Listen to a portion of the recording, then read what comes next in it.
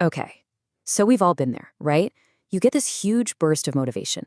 You decide you're going to get in shape or learn an instrument or finally write that book. And it's great for about 2 weeks. Then, poof, you're right back where you started. It is so frustrating. But what if I told you the problem isn't your willpower? What if it's not even really about you at all? Just check out this number. Some studies suggest that at least 81% of New Year's resolutions fail. That is staggering. That means 8 out of 10 people who set out to change their lives end up falling short. So if you've struggled with this, you're not just not alone. You're in the vast majority. It's the norm. So what's going on here? Why is it so ridiculously hard to make good habits stick? Well, according to James Clear's game-changing book, Atomic Habits, it's because we've been playing the game all wrong. The problem isn't a lack of personal grit. It's a problem with our system. And let this idea sink in because it is a total game changer. If you're having a hard time changing your habits, the issue isn't that you're lazy or unmotivated.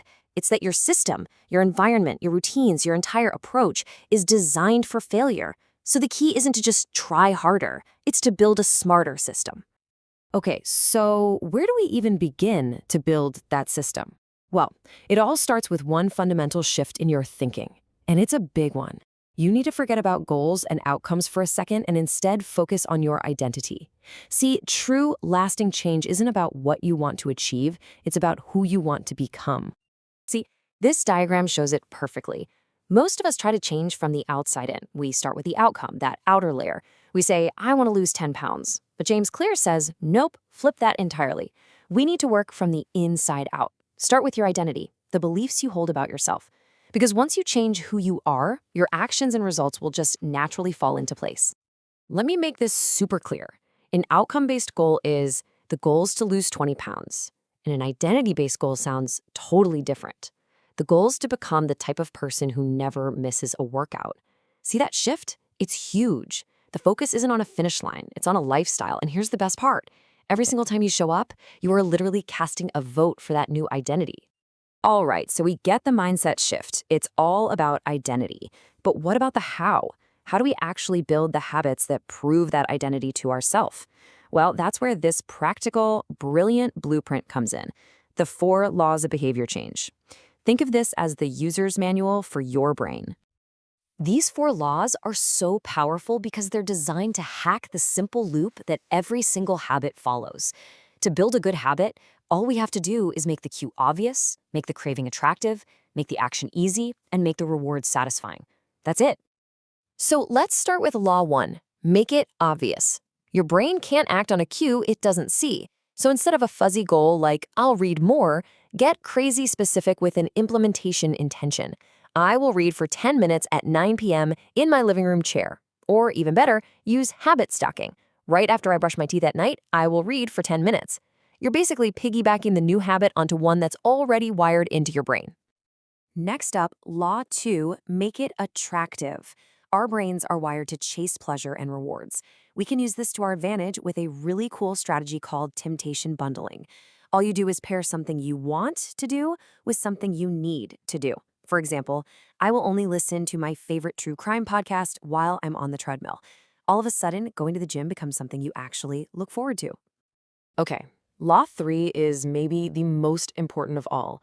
Make it easy. You have to lower the barrier to entry. We have to reduce the friction.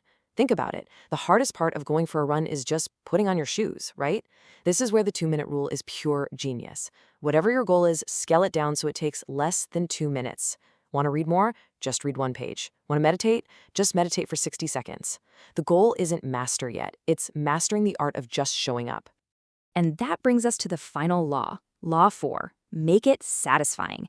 Here's a simple truth about your brain. What is immediately rewarded gets repeated. The problem with good habits, like eating healthy, is that the reward is way off in the future. So you have to find a way to give yourself an immediate win. And it can be so simple, like putting a big, satisfying X on a calendar every time you do your habit. That little hit of dopamine reinforces the behavior and keeps you coming back. Now here's what makes this whole framework just so elegant. It's not just for building good habits. What if you want to break a bad one? Well, you don't need a new set of rules. You just take these same 4 laws and flip them on their head. The logic is so beautifully simple. Instead of making a good habit obvious, you make the bad habit invisible. Get the junk food out of the house. Instead of making it attractive, you make it unattractive. Focus on the negative consequences. Instead of making it easy, make it difficult. Put your phone in another room when you need to focus. You're just reversing the logic to deconstruct the behaviors you don't want. And all of this, the identity shift, the 4 laws, all of it, comes back to the central philosophy of this whole book. It's not about massive, overnight transformations. It's about the shocking, almost unbelievable power of tiny, consistent improvements. The power of atomic habits. I absolutely love this quote because it's the perfect metaphor.